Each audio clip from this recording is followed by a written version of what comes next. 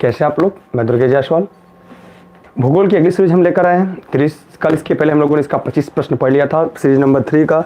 आज हम लोग अगली सीरीज लेकर आए हैं, वही अगली सीरीज आज आपके सामने पढ़ेंगे। और ये लाइव क्लास है, आपके लिए महत्वपूर्ण है, तो आप जुड़ते जाइएगा, सभी को शेयर करते जाइएगा। और एक बात तो और है कि इस क्लास को पढ़ते समय कॉपी कलम लेकर बैठिएगा, क्योंकि मैं इसकी व्याख्यात्मक हल करता चलूँगा। तो जो आपके लिए की पॉइंट बेहतर लगे, कि जो परीक्षा उपयोगी लगे, आप उसे लिखते भी चलिएगा, ताकि आपका 2 काम एक साथ हो जाए, ताकि आपका अध्ययन अध्यापन भी हो जाए, दूसरा उसके साथ एक काम और होता रहे, आप स्कोर बेहतर कर सके। क्योंकि यह केवल मेरा उद्देश्य प्रैक्टिस सेट में प्रैक्टिस कराना नहीं है, मुझे आपको भूगोल का एक पूरा संपूर्ण रिविजन करवाना है। तो बस थोड़ी सी मेहनत अगर आप कर देंगे, थोड़ी सी हम कर देंगे, तो फिर फतह हो जाएगी आराम से परीक्षा। तो लास्ट तक देखिएगा, जुड़िएगा, लाइक करिएगा, शेयर सभी को करना ना भूलिएगा। आइए पहला प्रश्न है, क्योंकि ये प्रश्न देखिए कल के टॉपिक में था, दोबारा है, तो उस प्रश्न को देखते हैं जहां पे पूछा है कि क्षुब्ध ग्रह किन ग्रहों के बीच में देखा जाता है। तो कल मैंने बताया था जो क्षुब्ध ग्रह होती है इसे स्टेनॉइड बेल्ट कहा जाता है। स्टेनॉइड बेल्ट को अगर देखा जाए तो शुरुआत के 4 ग्रह बुध, शुक्र, पृथ्वी, मंगल, मंगल के बाद फिर क्या, बृहस्पति, शनि, अरुण, वरुण। तो लेकिन इन 4 ग्रहों के बीच में जो मंगल है वो बढ़ते हुए क्रम में, जैसे अगर हम देखेंगे, एक बार ध्यान से देखिए, कई टॉपिक क्लियर होगा। सूर्य के बाद अगर जो शुरुआत के 4 ग्रह वो बढ़ते हुए क्रम में है, फिर क्या है, घटते हुए क्रम में। लेकिन जो मंगल है वो अपवाद है। मंगल के अपवाद, सबसे बुध छोटा, उससे बड़ा शुक्र, उससे बड़ा पृथ्वी, पृथ्वी से बड़ा मंगल होना चाहिए, लेकिन मंगल नहीं है। कहा जाता है कि भी किसी समय में, किसी जमाने में बृहस्पति और मंगल के बीच टक्कर हुआ और मंगल के कुछ कण विद्यमान हो गए, जो आज भी क्षुब्ध ग्रह या स्टेनॉइड बेल्ट के रूप में हमारे सौरमंडल में मौजूद है। इस प्रकार जो प्रश्न नंबर 26 है, इसका जो उत्तर होगा वो क्या होगा, मंगल और बृहस्पति। क्या होगा इसका उत्तर, मंगल और बृहस्पति। मानिए क्षुब्ध ग्रहों की जो पट्टी है वह कहाँ स्थित है, मंगल और बृहस्पति के बीच है। किन ग्रहों के बीच, मंगल और बृहस्पति ग्रहों के बीच में यह स्टेनॉइड बेल्ट है वो स्थित है। यहां से कोई दिक्कत है, कोई समस्या हो तो हमसे पूछ सकते हैं, या तो फिर हम लोग आगे बढ़े। ठीक है, आगे बढ़ते हैं हम लोग अगले प्रश्न की तरफ। अगला प्रश्न आपके सामने, पृथ्वी के निकटतम कौन सा ग्रह कक्षा में रहता है। अब बताइए, ये भी आपको बताना पड़ेगा, ऐसा तो नहीं है कि इस प्रश्न को भी आपको हमें बताना पड़े। तो आप जरूर बताइएगा कमेंट करके, या अब तो लाइव तो चल रहा है, लाइव भी है, तो बताइए कि पृथ्वी के निकटतम कौन सा ग्रह कक्षा में रहता है। बताइए कौन सा ग्रह।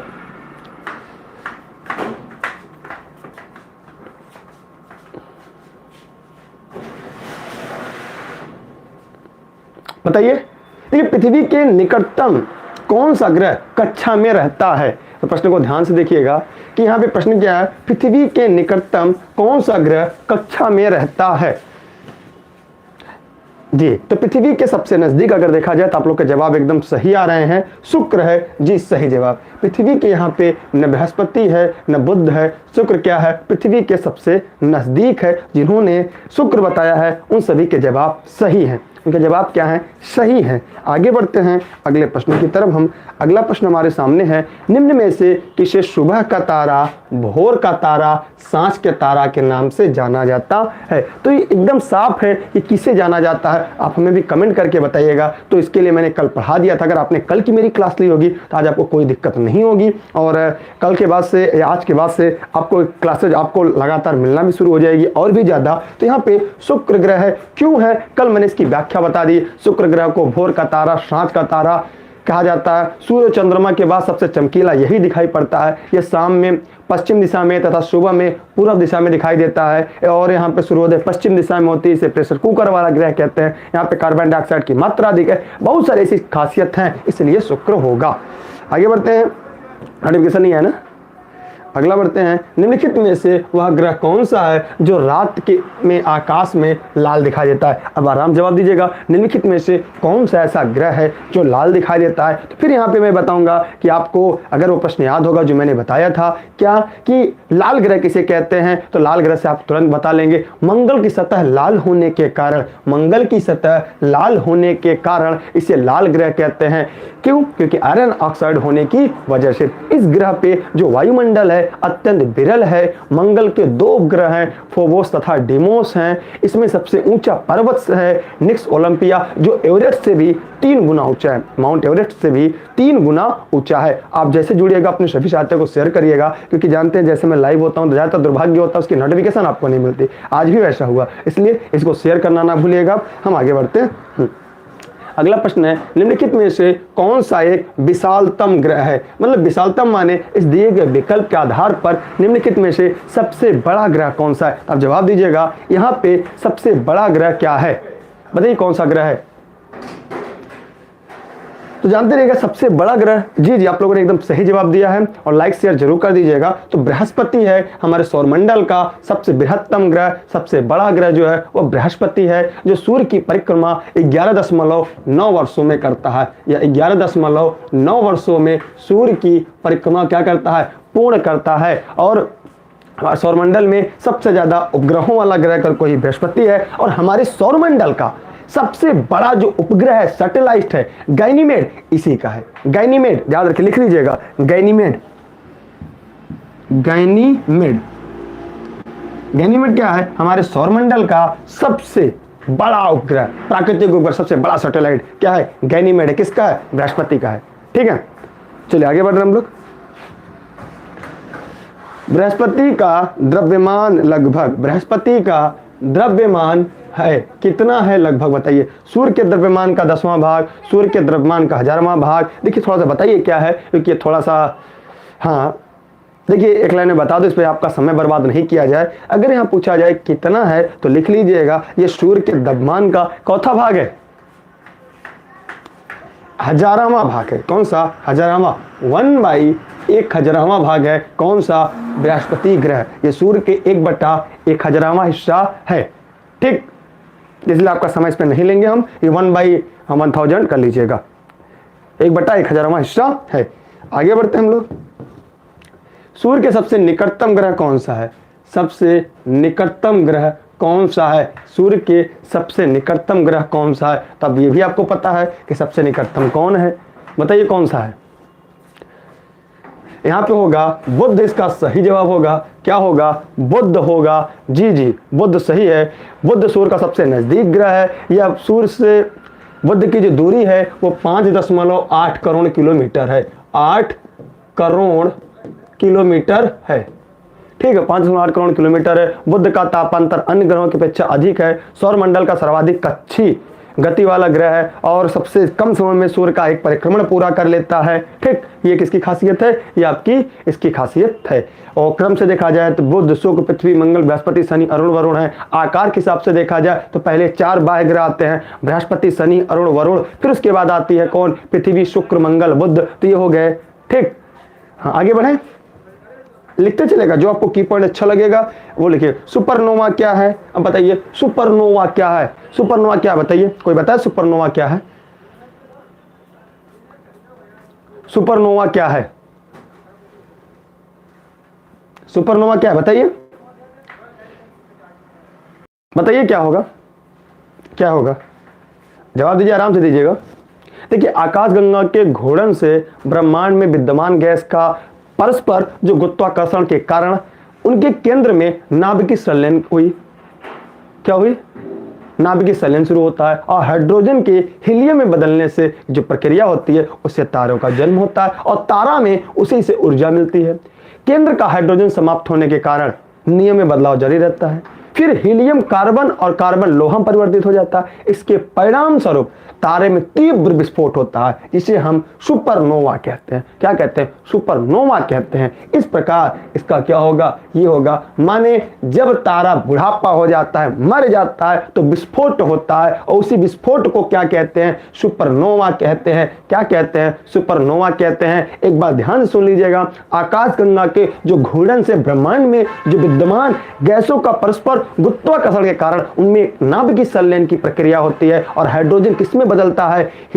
हाइड्रोजन हीलियम बदलने से तारों का जन्म होता है। अब केंद्र का हाइड्रोजन जब समाप्त होता है, जैसे भी अगर ये पूछ दिया जाए कि वर्तमान समय में सूर्य में कितना हाइड्रोजन है, तो लगभग 72% है। ठीक है, कितना है? 72%।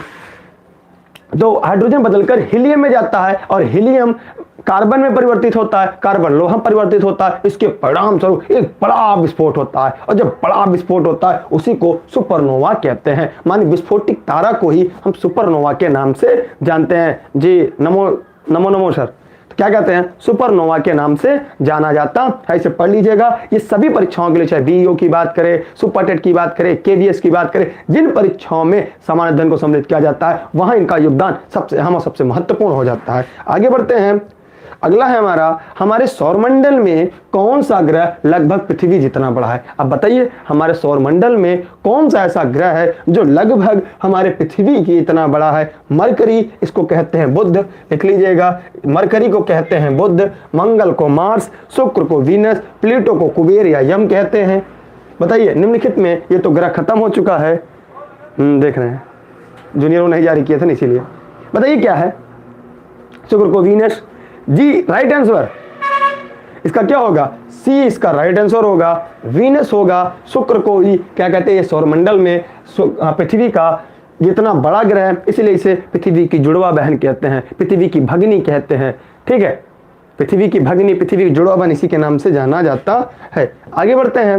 निम्नलिखित में से किसे ब्लू प्लैनेट कहते हैं। प्लैनेट का मतलब होता है ग्रह, प्लैनेट को कहते हैं हिंदी में ग्रह। ब्लू माने नीला ग्रह, इसका हिंदी होगा निम्नलिखित में से नीला ग्रह किसे कहते हैं। अब आप जवाब दे लेंगे कि निम्नलिखित में से किसे ब्लू प्लैनेट या नीला ग्रह किसे कहते हैं। मैंने एक बार बताया था कि सबसे बड़ी समस्या होती है हम लाइव होते हैं, नोटिफिकेशन आपको नहीं मिल पाती।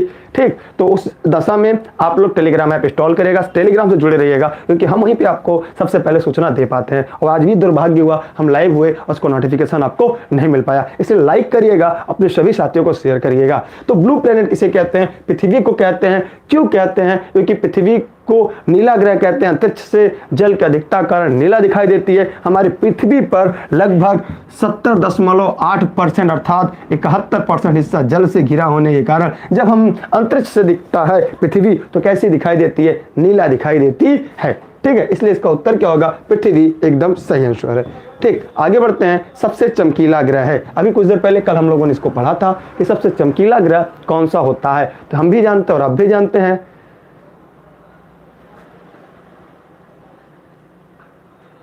जी कृष्णा शर्मा जी, चलिए तो सबसे चमकीला ग्रह क्या है, तो यहाँ पे इसका उत्तर आपको सभी को पता है। अगर कल आपने मेरी क्लास पढ़ी होगी तो आज एकदम सही उत्तर देंगे। तो इसका क्या जवाब होगा, इसका जवाब शुक्र होगा। इसका जवाब क्या होगा, शुक्र होगा। शुक्र पृथ्वी से दूरी के अनुसार दूसरे क्रम में आता है।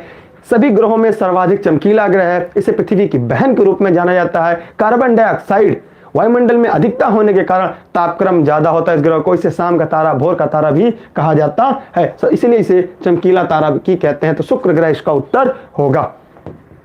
आगे बढ़ते हुए, कल स्पेलिंग इतना ज्यादा हो चुका था कि आज पता ही नहीं है। सूर्य का निकटतम ग्रह कौन सा है, अब बताइए। यह भी आपको पता है कि सूर्य का सबसे निकटतम ग्रह कौन है, तो इसका जवाब दीजिएगा कि सबसे निकटतम ग्रह कौन सा है। ठीक, तो बताइए सूर्य का निकटतम ग्रह कौन सा है, तो जवाब जल्दी जल्दी दीजिएगा कि सूर्य का सबसे निकटतम ग्रह कौन सा है। तो इसका उत्तर सही है, यह है, आपको पता ही हो गया कि बुध सूर्य का सबसे निकटतम ग्रह है। सूर्य क्या है, बुध क्या है, सूर्य का सबसे निकटतम ग्रह है। ठीक है, 50 प्रश्नों की सीरीज में से कल के बाद की अगली सीरीज हम करा रहे हैं। अगला है कि सूर्य से पृथ्वी को प्राप्त उष्मा को क्या कहते हैं। सूर्य से पृथ्वी को प्राप्त उष्मा को क्या कहते हैं, क्या कहते हैं, आपतन कहते हैं, औरक्त उष्मा कहते हैं, सौर विकिरण कहते हैं, ताप विकिरण कहते हैं, क्या कहते हैं, बताइएगा।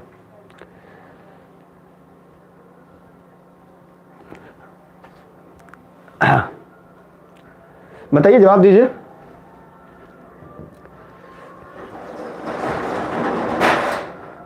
इस सूर्य से पृथ्वी को प्राप्त उष्मा को क्या कहते हैं, तो सुन लीजिए पहले, फिर आप बताइएगा कि देखिए जो सूर्य है, सूर्य से गर्म प्रज्वलित जो गैसीय पदार्थों का एक बहुत बड़ा गोलाकार खगोलीय पिंड है। ठीक, सूर्य पृथ्वी से प्राप्त उष्मा को आपतन कहा जाता है। आतपन कहा जाता है। क्या कहा जाता है, आतपन कहा जाता है। सूर्य का प्रकाश पृथ्वी तक आने में सौर विकिरण के बारे में बाद में चर्चा करेंगे, जब हम क्लास पढ़ेंगे तब देखेंगे सौर विकिरण क्या है। 8 मिनट देखिए, कहीं 16 सेकंड है, कहीं आपको 18 सेकंड मिलेगा, कहीं आपको 20 सेकंड मिलेगा। अगर कुल सेकंड में पूछेगा तो 500 सेकंड में पहुंचती है। इसके बारे में हम बाद में बात करेंगे कि सौर विकिरण किसे कहते हैं। ठीक, सौर विकिरण कैसे कहते हैं, सूर्यातप किसे कहते हैं, इन सभी को हम लोग बाद में बात करेंगे, ठीक है। लेकिन ये आतपन या आपतन के नाम से जाना जाता है, जो सूर्य से पृथ्वी को प्राप्त ऊष्मा, ठीक।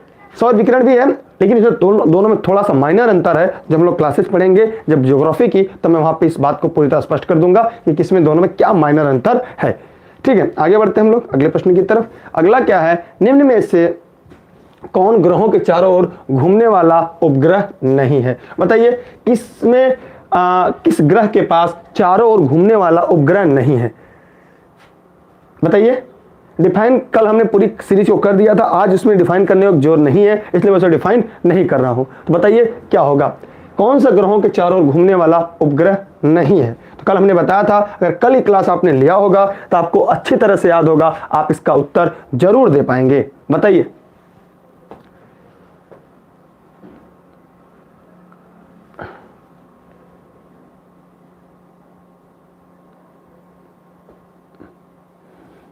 चलिए देखिएगा, यहाँ पे बुध और शुक्र माने प्रारंभ के जो बुध और शुक्र जो दो आपके उपग्रह हैं, जो दो आपके सैटेलाइट हैं, दो सारी प्लेनेट हैं, इसके पास कोई भी अपना प्राकृतिक उपग्रह नहीं है। इस प्रकार ये दोनों क्या हैं, सही है, सही है। इसलिए क्या होगा, बुध शुक्र हमारे सौरमंडल के एकमात्र दो मात्र ऐसे ग्रह हैं जिनके पास खुद का कोई चंद्रमा नहीं है। कभी पूछ सकता था यहाँ उपग्रह की जगह चंद्रमा दे देता, माने उपग्रह माने नेचुरल सैटेलाइट नहीं है। इस प्रकार उसका उत्तर क्या होगा, 39 का बी होगा। आगे बढ़ते हैं, सूर्य का निकटतम ग्रह कौन सा है। तो सूर्य का निकटतम ग्रह की अगर हम बात करेंगे, सूर्य का सबसे निकटतम ग्रह कौन है, तो इसका भी जवाब आपको पता है।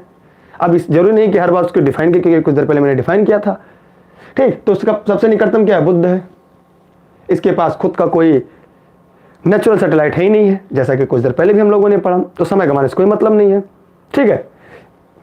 आगे बढ़ते हैं, अगला है, निम्न में से कौन से ग्रहों के चारों ओर घूमने वाला उपग्रह नहीं है। फिर प्रश्न रिपीट किया गया, इसमें सेम उसका उत्तर होगा बुध तथा शुक्र। क्या होगा इसका उत्तर, बुध तथा शुक्र होगा। अगला प्रश्न आपके आता है, निम्नलिखित में से किसके भीतर बृहस्पति का गैलीलियन उपग्रह नहीं है। तो गैलीलियन उपग्रह किसके पास नहीं है, ये बताइएगा।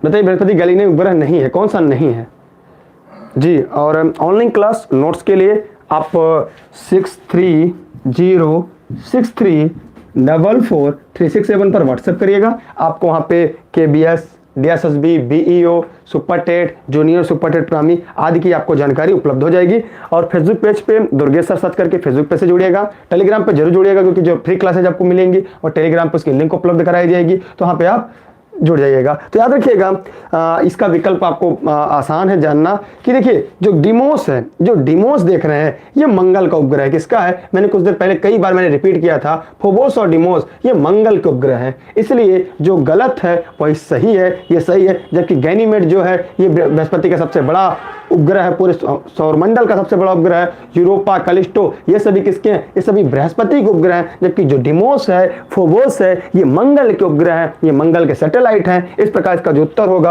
वो डिमोस होगा, लेकिन नहीं पूछा है। क्या पूछा है, नहीं पूछा है, ठीक है। Concept clear. तो याद रखिएगा, देखिए इस बात को ध्यान से पढ़िए, क्योंकि मैंने कई बार पढ़ाया है, जहां जहां मंगल है मैंने बार बार इस शब्द का जिक्र किया है, ठीक। अगले प्रश्न की तरफ बढ़ते हैं, वह ग्रह कौन सा है जिसका पृष्ठीय ताप सर्वोच्च है। अब बताइएगा वह ग्रह कौन सा है जिसका पृष्ठीय ताप सबसे ज्यादा, ये भी मैंने बताया है। अगर आप नहीं कर पाएंगे फिर कोई मतलब नहीं है। बताइए वह ग्रह कौन सा है जिसका पृष्ठीय ताप सर्वोच्च है, बताइए जल्दी जवाब दीजिए। बृहस्पति, पृथ्वी, प्लूटो ये तो सबसे ठंडा में आ जाएगा, भले ग्रह की श्रेणी में नहीं है। तो यहाँ पे इसका उत्तर शुक्र होगा। शुक्र सब जिन्होंने बताया सही बताया, क्योंककि मैं कल से इसको बार बार डिफाइन करता रहा हूं।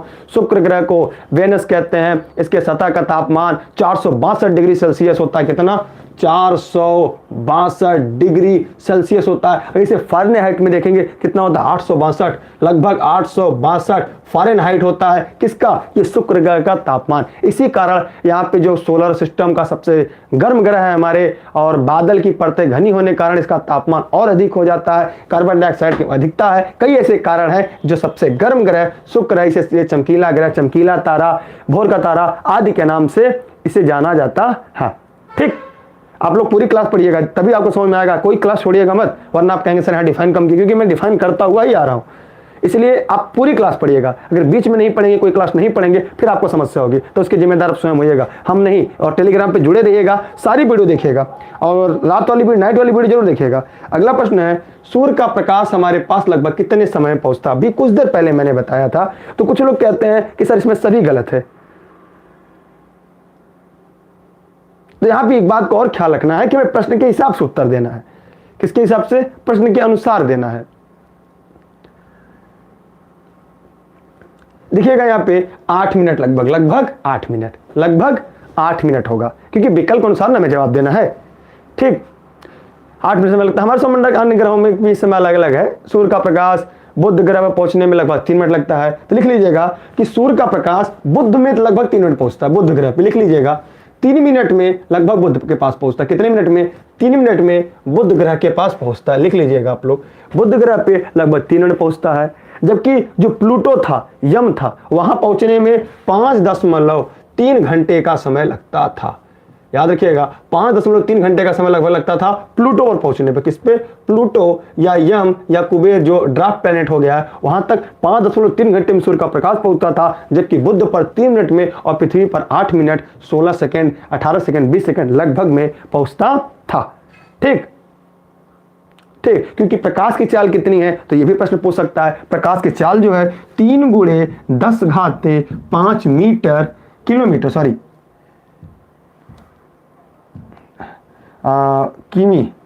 किमी प्रति सेकेंड। अगर इसे मीटर में पूछेगा तो इसे फिर बदल जाएगा, हो जाएगा 3 × 10⁸ मीटर प्रति सेकेंड। ये भी लिख लीजिएगा। प्रकाश की चाल, प्रकाश की 2 चाल होती है, किलोमीटर प्रति घंटा में 3 × 10⁵ माने 3 लाख किलोमीटर प्रति सेकेंड होती है। जबकि मीटर प्रति सेकेंड में पूछेगा 3 × 10⁸ मीटर प्रति सेकेंड हो जाएगा। ठीक है, तो ये दोनों रख लीजिएगा, क्योंकि आपकी परीक्षा में पूछा जाएगा। प्रकाश वर्ष किसका? दूरी का मात्रक है। ठीक है, एक वर्ष में प्रकाश, सूर्य के प्रकाश द्वारा तय की गई दूरी जो होती है प्रकाश वर्ष कहलाती है। ये सभी, और टेलीग्राम पर जुड़े रहेगा। कारण यह है कि नोटिफिकेशन नहीं जाता, दुर्भाग्य है मेरा। तो टेलीग्राम पे मैं सबसे पहले उपलब्ध करा देता हूँ। ये क्लास खत्म होने वाली है, अगली क्लास फिर आपकी कुछ देर बाद पुनः लगेगी।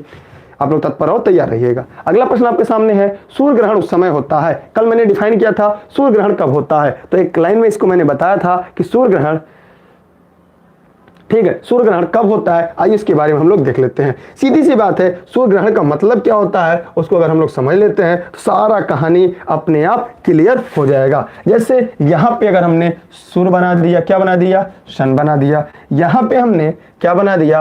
अर्थ बना दिया। क्या बना दिया? अर्थ बना दिया। ठीक है, बीच में हमने क्या बना दिया? यहाँ पे मून बना दिया। ठीक, अब यहाँ पे क्या है? ये हो गया हमारा मून। क्या हो गया हमारा? ये मून है। अब क्या हुआ? सूर्य का प्रकाश निकल रहा है। तो जब सूर्य का प्रकाश निकलता है तो क्या होता है? ये इस पर न जाने देता है, ये पृथ्वी पर इसका प्रकाश नहीं पड़ने देता है। उस समय क्या होता है कि जब सूर्य और पृथ्वी के बीच में चंद्रमा आ जाता है तो सूर्य का प्रकाश पृथ्वी पर नहीं पहुंच पाता। इसको हम सूर्य ग्रहण कहते हैं। क्या कहते हैं? सूर्य ग्रहण के नाम से जाना जाता है। माने सूर्य का प्रकाश पृथ्वी पर नहीं पहुंच रहा है, अवरोध उत्पन्न कर रहा है। ठीक, जो अवरोध उत्पन्न करेगा उस दशा को हम क्या कहते हैं कि सूर्य का प्रकाश पृथ्वी पर नहीं पहुंच रहा है, उसे सूर्य ग्रहण कहा जाता है। ठीक है, कॉन्सेप्ट क्लियर हुआ? आप लोग ध्यान से पढ़ते रहेगा, लास्ट तक वीडियो देखिएगा, प्रारंभ से देखिएगा, अगली सीरीज आएगा वो भी देखिएगा, कॉन्सेप्ट को छोड़िएगा नहीं। आगे बढ़ते हैं हम लोग, अगले प्रश्न की तरफ बढ़ते हैं। अगला प्रश्न आपके लिए है, क्या है? तो इसमें सूर्य ग्रहण समय होता है, बताइए विकल्प क्या होगा? इसका उत्तर क्या होगा? जब सूर्य और पृथ्वी के बीच में चंद्रमा आ जाए। माने इसका विकल्प क्या है? 2 सही है। विकल्प नंबर 2 क्या है? सही है। आपको नोटिफिकेशन नहीं मिलता, टेलीग्राम के इसी डिस्क्रिप्शन में लिंक दिया गया है, नहीं तो दुर्गेश सर सर्च करेगा बिना स्पेस दिए।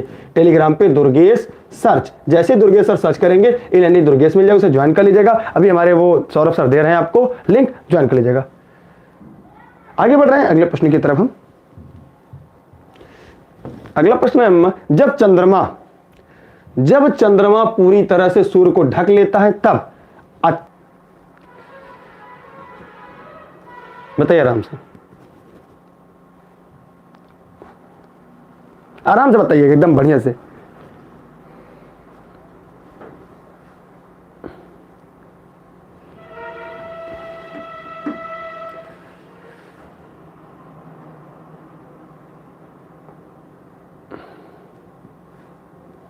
बताइए क्या होगा, उपछाया या प्रच्छाया? जवाब दीजिएगा, मजेदार प्रश्न है ये। आप सभी लोग दीजिए, सभी लोग तैयारी कर रहे हैं, ऐसा नहीं पहली बार आप पढ़ रहे हैं।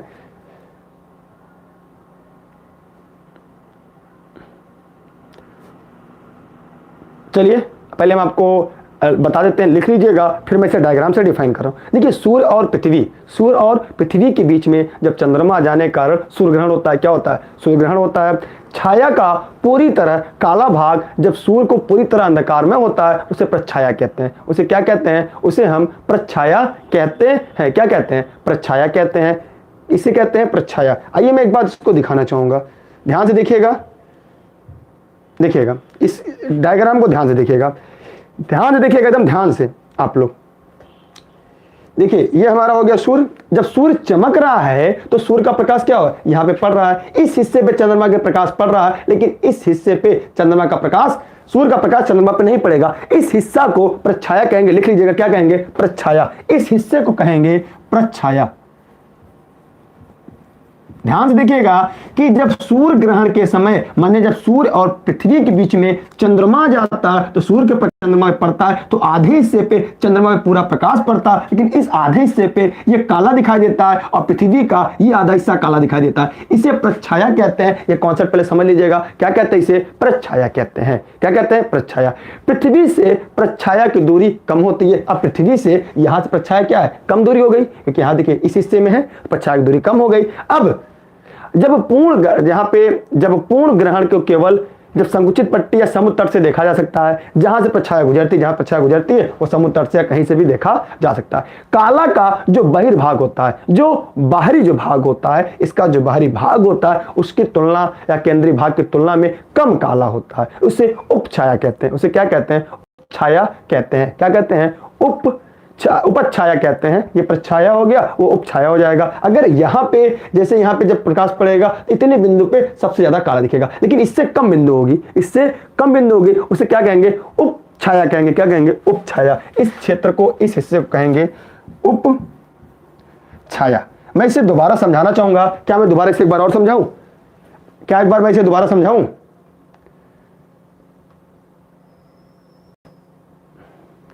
दोबारा समझाऊं? टेलीग्राम की लिंक दे दीजिएगा। दोबारा समझाऊं इसे? बताइए आप लोग, दोबारा समझा दें। प्रच्छाया उपछाया क्या होती है? ये पढ़ लीजिए, बहुत जगह, हर जगह नहीं मिलेगा आपको। आप सारी चीजें कॉन्सेप्ट पढ़ लीजिए, टेलीग्राम की लिंक आपको मिल गई है। ध्यान से बता रहा हूं, दोबारा देखिएगा, खूब ध्यान समझिएगा, तभी क्लियर होगा, नहीं तो नहीं क्लियर होगा। ये क्या मैंने बना दिया? ये मैंने सूर्य बना दिया, ठीक है। ये मैंने अर्थ बना दिया, क्योंकि ये तो आप लाइन कलर से पहचान रहे हैं, नीला ग्रह कहते हैं, इसलिए मैं इस कलर से बना दिया। अर्थ कहते हैं। चंदा मामा को हरा ग्रीन बना दिया। ध्यान देखिएगा, चंदा मामा ग्रीन बना दिया। अब ये सूर्य का प्रकाश निकला। अब जब सूर्य का प्रकाश यहां से निकलेगा तो क्या होगा? इस आधे हिस्से पे सूर्य का प्रकाश होगा, माने जो यह आधा हिस्सा ये प्रकाशित होगा। ये आधा हिस्सा, इस समय सूर्य ग्रहण है, ध्यान दीजिएगा, इसमें क्या है? सूर्य ग्रहण है। देखिए यहां से निकल जाएगा। तो जिस समय सूर्य ग्रहण होता है तो चंद्रमा के आधे हिस्से पे प्रकाश होता है, जिस आधे हिस्से पे सूर्य का प्रकाश नहीं होता उसे प्रच्छाया कहते हैं। बस इतना जान लीजिएगा। क्या कहेंगे? प्रच्छाया। लेकिन यह हिस्सा ज्यादा होगा, लेकिन जब पृथ्वी पड़ेगा तो हिस्सा क्या होगा? यहां से एकदम माइनर क्षेत्र ऐसा होगा जहां पर अंधेरा होगा, क्योंकि पूरे हिस्से पर अंधेरा होगा नहीं, माइनर क्षेत्र होगा। इसे उपछाया कहते हैं। बस कॉन्सेप्ट क्लियर। माने चंद्र ग्रहण के समय, सूर्य ग्रहण के समय यह स्थिति होती है। कब होती है? जब समय सूर्य ग्रहण होता है उसी समय स्थिति होती है। समझ लीजिएगा, ये आपके जीवन पर्यंत काम आने वाली है। ये बहुत सारी किताबों में आपको नहीं मिलेगा। सूर्य ग्रहण लिख लीजिएगा, ये स्थिति सूर्य ग्रहण के समय होती है, ठीक है, सूर्य ग्रहण के समय होती है, लिख लीजिएगा। कॉन्सेप्ट क्लियर हुआ? चित्र से आपको एकदम पूरे जीवन काल के लिए कॉन्सेप्ट क्लियर होगा। अभी मैं पढ़ के बताता तो आपको क्लियर नहीं होता। समझ में आया? ये प्रच्छाया क्या होगी? सूर्य के, चंद्रमा में सूर्य के विपरीत बनेगी, क्योंकि जहां पे काला हिस्सा होगा यहां पे बनेगी, ये पूरा हिस्सा प्रच्छाया होगा, और पृथ्वी पर थोड़ा हिस्सा बनेगी, क्योंकि पृथ्वी ये प्रकाश आएगा यहां से, इसके बाद थोड़ा हिस्सा बनेगा, ठीक। तो जो प्रच्छाया होती है वो बड़ी होती है, और उपछाया क्या होती है? छोटी। उपछाया जो होती है, जो, अरे भैया उपछाया क्या होती है? जब चंद्रमा आ जाएगा, पृथ्वी पर ग्रहण लगेगा ना, सूर्य ग्रहण लगेगा, माने सूर्य का नहीं पहुंच रहा पृथ्वी पर, कितना? तो चंद्रमा की अपेक्षा इसकी ब्राइटनेस, जो कालापन और कम होगा, जहां पे कम होगा उसे हम उपछाया कहेंगे, और पृथ्वी पर उपछाया कहेंगे, और चंद्रमा पे प्रच्छाया कहेंगे। बस ठीक है, बस इससे ज्यादा इसे कुछ नहीं करना है। Concept clear? स्क्रीनशॉट चाहे तो कर सकते हैं, बाकी आपकी इच्छा। ठीक है, चलिए। तो जब चंद्रमा पूरी तरह से सूर्य को ढक लेता है तब क्या होगा? ध्यान से देखिएगा, प्रश्न का जवाब आप दीजिएगा। जब चंद्रमा पूरी तरह से सूर्य को ढक लेता है तो आच्छादित कर देता है, तो उसे क्या कहते हैं? जल्दी से जवाब दीजिएगा, जल्दी जवाब दीजिएगा, क्या कहते हैं? मैंने आपको एकदम बढ़िया डिफाइन किया है, शेयर जरूर करिएगा। क्या कहेंगे बताइए, जवाब दीजिए जल्दी जल्दी। क्या कहेंगे? जी, परछाया या उम्ब्रा कहेंगे। क्या कहेंगे? उम्ब्रा कहेंगे। क्या कहेंगे? इसे उम्ब्रा कहेंगे। उसे पेनुब्रा कहते हैं, इसे उम्ब्रा कहते हैं। ठीक है, UMBR, UMBR, उम्ब्रा। ठीक है, अगले प्रश्न की तरफ बढ़े। चलिए अगला प्रश्न की तरफ चलते हैं हम लोग। अगला है, ग्रहण के दौरान पड़ने वाली छाया का सबसे काला भाग क्या होता है? देखिए, ग्रहण के दौरान पड़ने वाली छाया का सबसे काला भाग क्या होता है? ग्रहण के दौरान पड़ने वाला, ये किसके लिए कह रहा है? ये पृथ्वी या किसी ग्रह के लिए कह रहा है। तो हम पृथ्वी के अगर परिप्रेक्ष में लेंगे, पृथ्वी के पे ग्रहण के समय पड़ने वाली जो काली छाया का जो सबसे काला भाग होगा वो क्या कहलाएगा? बताइएगा, सबसे काला भाग क्या कहलाएगा? ये ग्रहण के दौरान पड़ने वाली छाया का सबसे काला भाग क्या कहलाएगा? प्रच्छाया, उपछाया, प्रभामंडल, ब्लैक होल।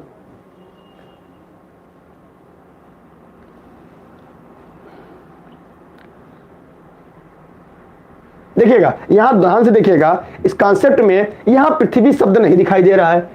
जब पृथ्वी शब्द नहीं दिखाई दे रहा है तो हम वापस आते हैं, जब यहां पे पृथ्वी शब्द का वर्णन नहीं किया है तो जब भी ग्रहण होगा तो जो बीच में ग्रहण लाएगा उसका जो सबसे ज्यादा काला वाला हिस्सा होगा वह क्या? प्रच्छाया कहलाएगा। ध्यान से देखिएगा कि ग्रहण के दौरान पड़ने वाली छाया का सबसे काला भाग, तो सबसे ज्यादा काला भाग किसमें होगा? इसमें होगा, इसमें? मैंने पहले बताया सबसे ज्यादा काला इसमें होगा, इसमें होगा।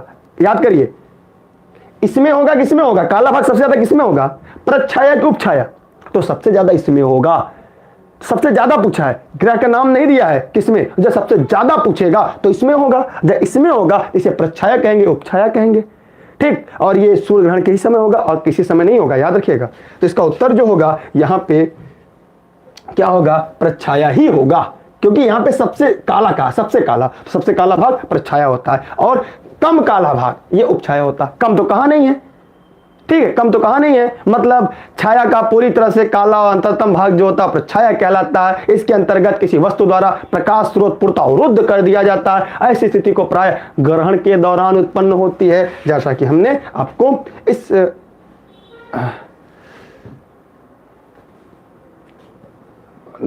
डायग्राम कट गया, डायग्राम के अनुसार देखिए, ये डायग्राम के अनुसार हमने दिखा दिया। ठीक, आगे बढ़े।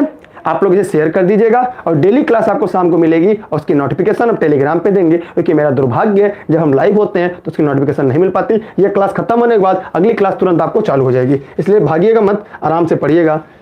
अगला प्रश्न है आपका, सूर्य के चारों ओर घूमने वाले ग्रहों की कुल संख्या कितनी? एकदम ईजी प्रश्न है, यह हलवा प्रश्न है। इसके तुरंत बाद आएगी, 10 मिनट के अंतराल पर अगली क्लास शुरू होगी, ये 25 प्रश्नों की सीरीज खत्म हो जाएगी। और टेलीग्राम पे मैं सबसे पहले टाइम टेबल डाल देता हूं कि कितने बजे कौन सी क्लास चलेगी। आप लोग टेलीग्राम पे जुड़े रहिए।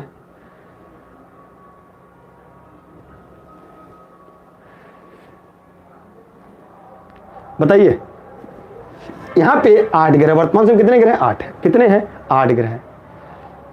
2006 में अंतर्राष्ट्रीय खगोलीय संघ द्वारा 9वां ग्रह हटा दिया गया, अब 8 हो गए। आगे बढ़ते समय आपका ज्यादा नहीं लेंगे। सूर्य या चंद्र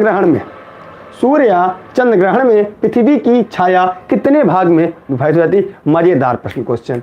बताइए, सूर्य या चंद्र ग्रहण में पृथ्वी की छाया कितने भाग में विभाजित हो जाती? जवाब दीजिएगा, ये सोच कर जवाब दीजिएगा, हमें देख कर नहीं, सोच कर बताइएगा, आराम से बताइएगा।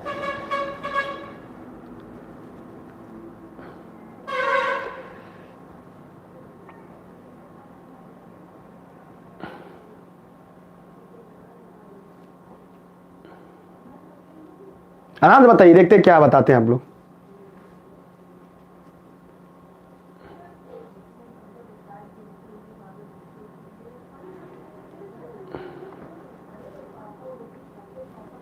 बताइए,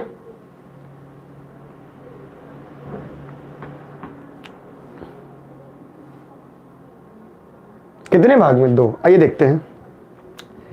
जब कभी भी ग्रहण लगता है, ध्यान से देखिएगा, जब कभी भी ग्रहण लगता है तो हमें 2 चीजें दिखाई देती हैं। एक तो प्रच्छाया होती है जो एकदम पूरी तरह से अवरुद्ध कर देती है, इसका प्रकाश नहीं दिखता, एक भाग प्रच्छाया।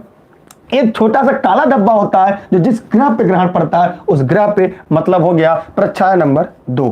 तीसरा हिस्सा, वह तीसरा पार्ट जहां से, ध्यान दीजिएगा, जिस समय सूर्य ग्रहण लगा होता है उस समय क्या होता है? कौन? चंद्रमा बड़ा दिखता है, सूर्य बड़ा दिखता है? अभी पूछेंगे आपसे, वो जवाब दीजिएगा। तो उस कंडीशन में ध्यान दीजिएगा, उस कंडीशन में जैसे किसी स्थान से जहां सूर्य ग्रहण दिखाई देता है वह तीसरा स्थान होगा, अर्थात उस समय उस ग्रह पे 3 हिस्सा होगा, प्रच्छाया, उपछाया और वह स्थान जहां से ग्रहण को आप दर्शन कर पाते हैं। माने 3 भागों में डिवाइड होगा। कितने भागों में? 3 भागों में। प्रच्छाया, उपछाया, एक वह क्षेत्र जो समुद्र का किनारा होगा जहां से आप पूरा आराम से चंद्रमा ग्रहण का, सूर्य ग्रहण का दीदार कर पाते हैं, वह स्थान भी तो एक भाग डिवाइड करेगा।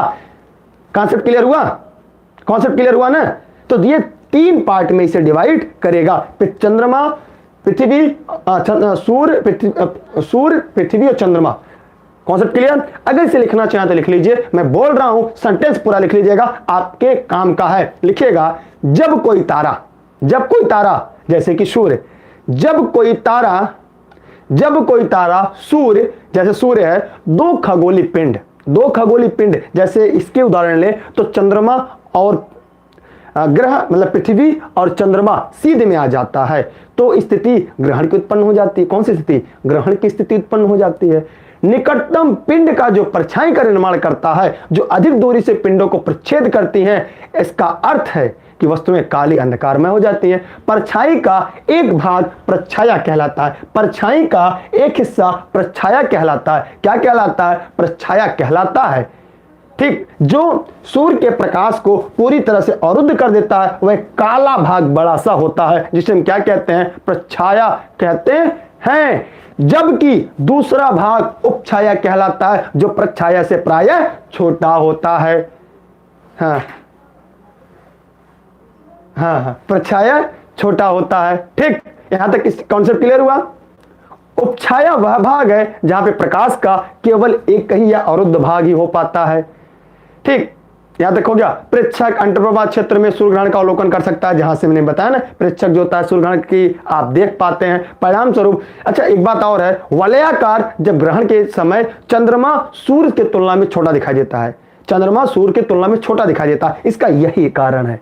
इस प्रकार जो इसका उपयुक्त उत्तर होगा वह होगा 3 भाग। माने सूर्य या चंद्र ग्रहण में पृथ्वी की छाया कितने भागों में विभाजित हो जाती है? तो 3 भागों में विभाजित हो जाती है। समझ में आया? नहीं आया?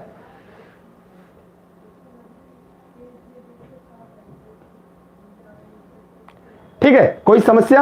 आपको देखिए, नोटिफिकेशन जब मैं पढ़ाता हूं नहीं मिल पाती, नहीं क्लास प्रतिदिन चलेगी, मैंने कह दिया प्रतिदिन आप आ जाया करिए, मेरा दुर्भाग्य नोटिफिकेशन नहीं मिल पाती, इसलिए मैं बार बार कहता हूं स्वयं टेलीग्राम पे जोड़िए, अपने सभी साथियों को जोड़ कर रखिए। आगे बढ़ते हैं हम।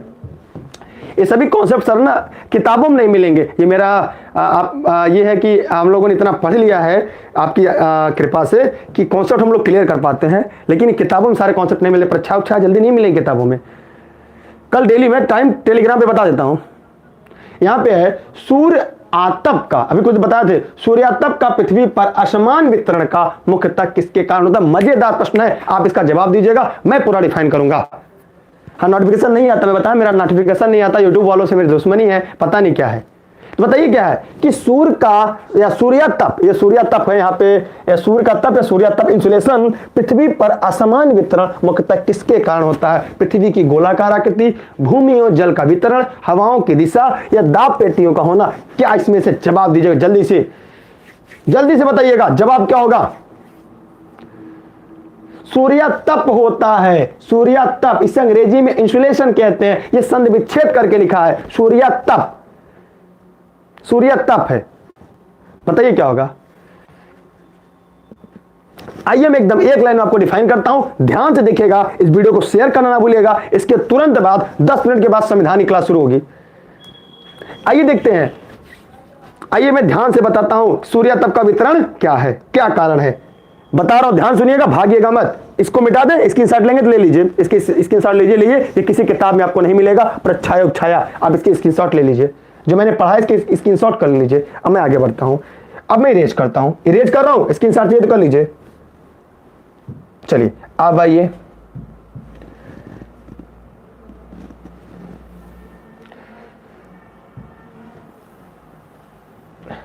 ये हमारी क्या हो गई, ये हमारी पृथ्वी हो गई। ध्यान समझिएगा, पृथ्वी अपने धुरी पर 23.5 डिग्री झुकी हुई है। कितना डिग्री? 23.5 डिग्री झुकी हुई है। ध्यान समझिएगा, 23.5 डिग्री झुकी है। और मैं यहां पे 1 मिनट और रुकिएगा, मैं इसको डिफाइन करूं। लास्ट प्रश्न है, अच्छे से डिफाइन करूंगा। ये हमारी पृथ्वी हो गई, ये देखिए 23.5 डिग्री झुकाव हो गया। ये हमने सन, सूर्य को बना दिया। ध्यान से देखिएगा, ये हमने सन बना दिया। जब सन बनेगा तो सूर्य का प्रकाश भी निकलेगा। ठीक, प्रकाश निकाल दिया। अब को ध्यान से अब आगे वाली चीज देखिएगा, यहां से 0 डिग्री भूमध्य रेखा हो गई। ठीक है, 0 नहीं है क्या? चलिए, ये 0 डिग्री हो गई भूमध्य रेखा। इसके बाद ये मैंने ऊपर बना दिया, ये देखिए रेखाएं। ध्यान देखिएगा, पूरी जिंदगी आपको कॉन्सेप्ट नहीं भूलेगा, पूरे जीवन काल आप नहीं भूलेंगे, लेकिन ध्यान से देखिएगा तब।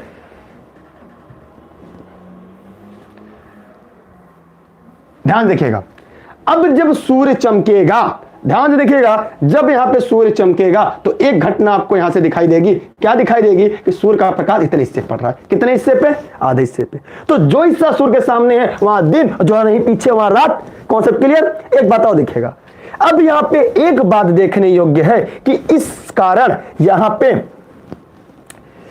ये 0 डिग्री उत्तरी गोलार्ध है। उत्तरी गोलार्ध में एक बात ध्यान से देखिएगा, यहां पे देखिए दिन इतना बड़ा है। देखिए दिन इतना बड़ा, रात इतनी छोटी। दिन बड़ा, रात छोटी, दिन बड़ा, रात छोटी। यहां ऊपर पूरा दिन हो रहा है। ध्यान दीजिएगा, ध्रुव पर पूरा दिन हो रहा है, देखिए रात नहीं हो रही है। लेकिन उसके ठीक विपरीत दक्षिणी गोलार्ध में आते हैं, देखिए दिन छोटा, रात बड़ी, दिन छोटा, रात बड़ी, दिन छोटा, रात बड़ी, जबकि दक्षिणी गोलार्ध में पूरी रात है।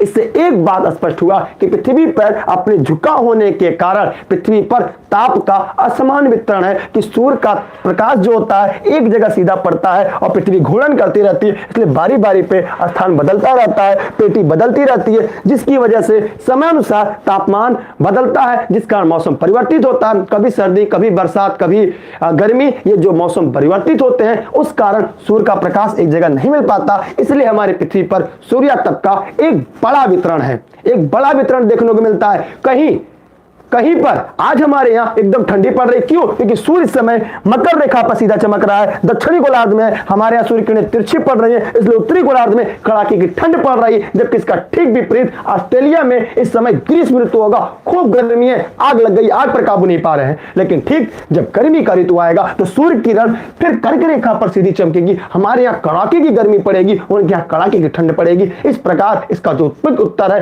कि पृथ्वी का अपने धुरी पर 23.5 डिग्री झुकाव होना, जो आप साफ देख सकते हैं कि दिन रात कैसे बढ़ा है। अगर जिस जगह पे दिन बड़ा है रात छोटा, उसकी ठीक विपरीत यहाँ पे दिन छोटा रात बड़ी। यह पूरा कॉन्सेप्ट अगर आप एक बार समझ लेंगे, पूरे जीवन काल आपको ज्योग्राफी में दिक्कत नहीं आएगी। और मैंने सीरीज की है, जो मैंने क्लास शुरू किया भूगोल का, मैं पूरे मानचित्र के आधार पर संपूर्ण भूगोल पढ़ाऊंगा, विश्व भूगोल और भारत का भूगोल। आप भी देखिएगा, अभी तक ऐसा यूट्यूब पे किसी ने नहीं पढ़ाया है। बहुत सारे लोग पढ़ाए, मुझसे बेहतर पढ़ाए, नो डाउट, लेकिन कॉन्सेप्ट क्या है कि ज्योग्राफी जो है डायग्राम पे होती है। डायग्राम क्लियर नहीं है, भूगोल एक तरह से पढ़ेंगे दूसरी तरफ से निकल जाएगा। लेकिन अगर आप डायग्राम से भूगोल पढ़ेंगे, मेरी गारंटी है पूरी जिंदगी आप कभी भूगोल नहीं भूलेंगे। अब ये कॉन्सेप्ट आपको कभी नहीं भूलेगा कि पृथ्वी के झुकाव होने के कारण दिन रात की अवधि में अंतर होता है। जब दिन रात की अवधि में अंतर होगा तो तापमान में भी अंतर होगा, क्योंकि सूर्य किरणें जहां सीधी पड़ेंगी वहां पे गर्मी ज्यादा होगी, सूर्यातप ज्यादा होगा, जहां तिरछा पड़ेगा वहां पे सूर्यातप कम प्राप्त होगा। इसका सबसे करेक्ट आंसर क्या होगा? जवाब दीजिए, क्या होगा?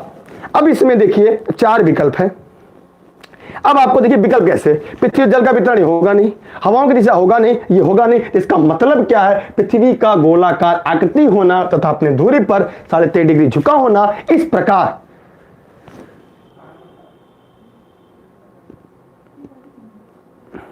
ठीक इस प्रकार इसका उत्तर क्या होगा? ए इसका राइट आंसर होगा। ए क्या होगा? इसी प्रकार भी हम लोग पूरी सीरीज शुरू कर रहे हैं भूगोल की। आज मैं इसकी तीसरी वीडियो डालूंगा, चौथी। तो ये आपका कॉन्सेप्ट क्लियर। इसके तुरंत बाद अगली क्लास स्टार्ट होगी 10 मिनट के अंतराल पर संविधान की, राज्य व्यवस्था की, भारत की संविधान अच्छा, गोलाकार आकृति के बारे में मैं बाद में बताऊंगा, जब मैं पेट क्लास में पढ़ाऊंगा गोला है कि नहीं है, ये अपने आप से आप बताएंगे। अच्छा, एक लाइन बताइएगा, आप ध्यान समझिएगा, पृथ्वी गोला है कि नहीं वो भी मैं डिफाइन कर दे रहा हूं। जैसे ध्यान समझिएगा, ध्यान समझेंगे तभी क्लियर होगा, नहीं तो कॉन्सेप्ट क्लियर नहीं होगा।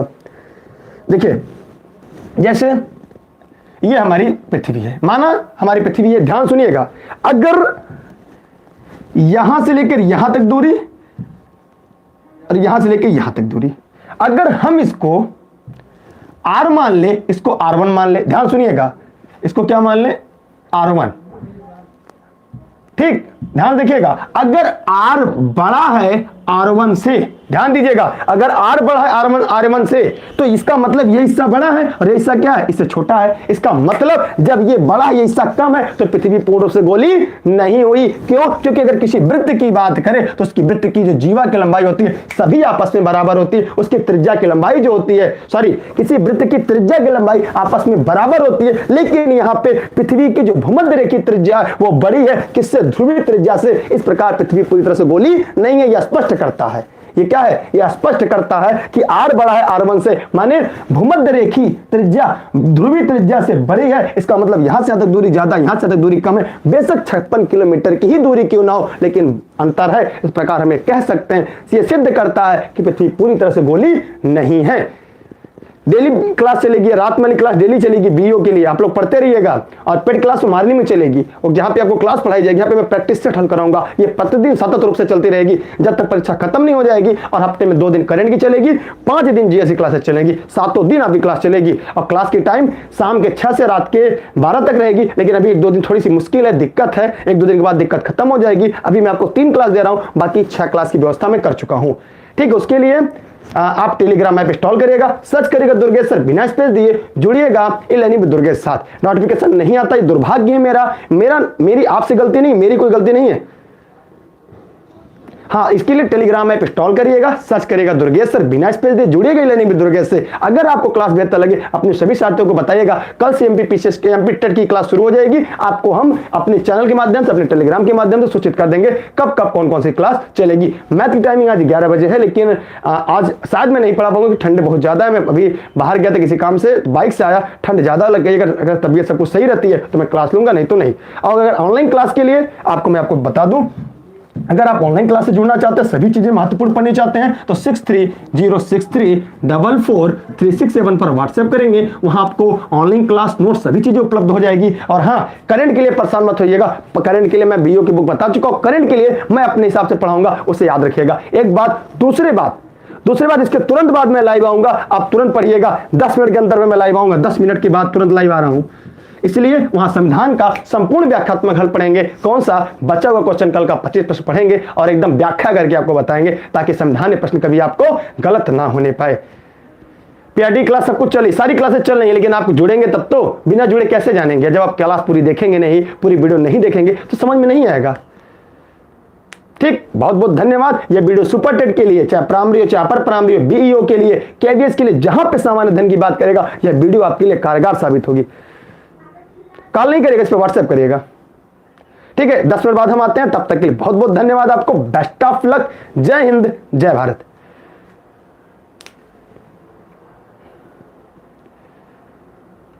ठीक है, आइए 10 मिनट के बाद तुरंत आगे बढ़े। खूब ध्यान से पढ़िएगा।